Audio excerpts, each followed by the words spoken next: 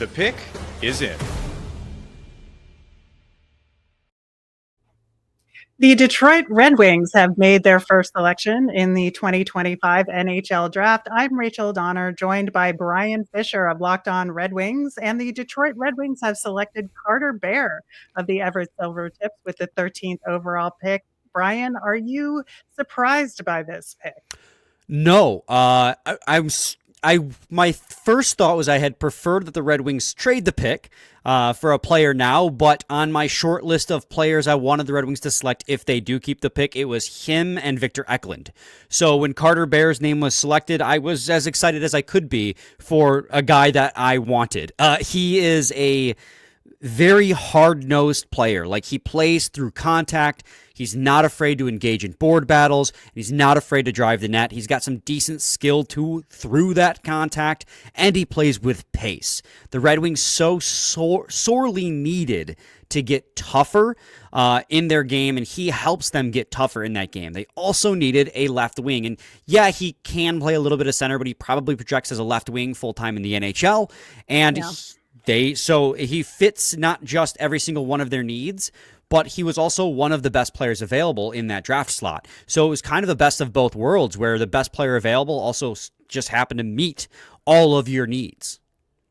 Yeah, one of the things that he's really good at is play around the net. He can tip shots into the net, but he can also play behind the net and create opportunities and create plays. Like, is that something that Detroit especially needs in the system right now? They just need guys who are not afraid to get physical. They're a pretty small team overall, especially offensively. Their forward core is very small. And he's 6 foot. He's not overly big either, but he is not 5'11" and smaller. And for some reason, that 1 inch matters a lot to NHL franchises. Sure. And it's their highly skill based forward core too, right? Dylan Larkin, Lucas Raymond, Patrick Kane, if assuming he returns, Alex DeBrincat. None of those guys scream skill or scream physicality. Most of them rely on their skill and their pace, in Dylan Larkin and Lucas Raymond's cases, to make things happen. Well, Carter Bear is not going to get left behind by any means with foot speed, but he's not going to be afraid to get in the corners to retrieve those pucks for guys like Raymond and Larkin. He's also not going to be afraid to go to the net to get those rebounds. So he brings a lot of elements that this team sorely lacks. Right. I think one of the things that he'll be really good at in Detroit is doing that puck retrieval and back checking so that your other offensive players can do their playmaking that they're so good at. But when Bear needs to, he can step up offensively. Oh, yeah. Physical forward. He's a playmaker. He had 40 goals this year in the WHL. So it's not like he does, like we talk a lot about his physicality and he's unafraid to get into the corners. He is a really healthy mix of everything you want in a forward. He plays both sides of the puck. He gets into those corners. He goes to the front of the net. He's got enough skill to finish, and he's got enough skill to set up his teammates. Like, just for where the Red Wings were drafting, he is kind of the perfect pick. It's him and Victor Eklund were the two that I wanted if the Red Wings were going to make that pick, and they both got they got the guy they wanted. They got the guy I wanted, and presumably the guy they wanted as well. So pretty happy overall. Again, I would have preferred they trade the pick just where the Red Wings rebuild is at, but since they kept it, this was the second best case scenario. And how long do you see his development path before he has a shot at cracking the Red Wings? I'd say at least minimum 2 years, just given where he was drafted.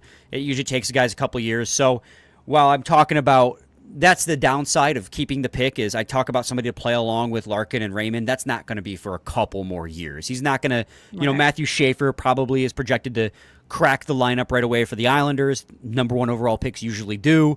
But when you're drafting outside the top 5, it's a lot of times it take 1, 2, maybe even 3 years of development. And I probably see that with Carter Bear too, because there's a steep jump from WHL play to AHL play to NHL play. Well, for more on Carter Bear, here's Locked On NHL Prospects. Is Carter Bear the most violent player in the entire 2025 NHL draft class? I'm Sebastian High from Locked On NHL Prospects, ready to give you a breakdown of his game.